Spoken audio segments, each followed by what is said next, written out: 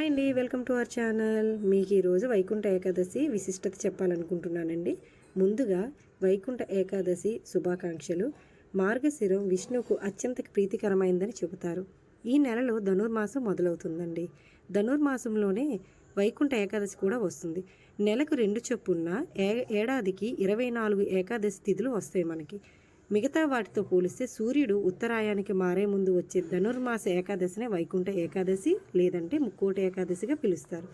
ఈరోజు వైకుంఠ ద్వారాలు తెరుచుకొని ఉంటాయని, మహావిష్ణువుకు గరుడ వాహనం పైన 3 కోట్ల దేవతలతో కలిసి భూలోకానికి దిగివచ్చి భక్తులకు దర్శనం ఇస్తారని ప్రగాఢంగా నమ్ముతారు.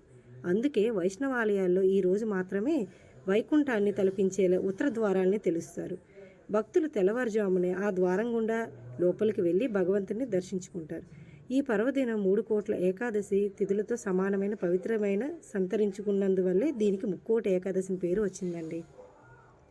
ఈరోజు ఉపవాసం ఉండి విష్ణు సహస్రనామాలు పఠించడం వల్ల విష్ణుమూర్తి అనుగ్రహం కలుగుతుందని ఒక నమ్మకం. అలానే పద్మపురాణం ప్రకారం విష్ణువు నుంచి ఉద్భవించిన శక్తి ముర అనే రాక్షసుని సంహరించిన రోజు కూడా ఇదే. ఇక శ్రీరంగంలోని రంగనాథస్వామి ఆలయంలో వైకుంఠ ఏకాదశి ఉత్సవాల రూపంలో దాదాపు 20 రోజులు చేస్తారు. అలానే తిరుమలలో 10 రోజుల పాటు వేడుకల్ని నిర్వహిస్తారు. హైదరాబాద్ జియాగూడలో ఉన్న రంగనాథస్వామి ఆలయంలో ఈ వేడుకల్ని 5 రోజుల పాటు అంగరంగ వైభవంగా జరిపించడం విశేషమండి.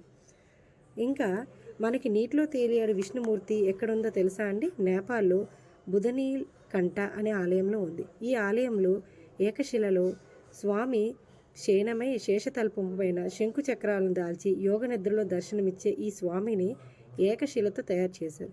నీటిపైన విష్ణుమూర్తి రూపం ఉన్న ఏడాదిలో ఒకానొక సమయంలోనే నీటి లోపల శివుడి ప్రతిరూపం కూడా కనిపిస్తుందట.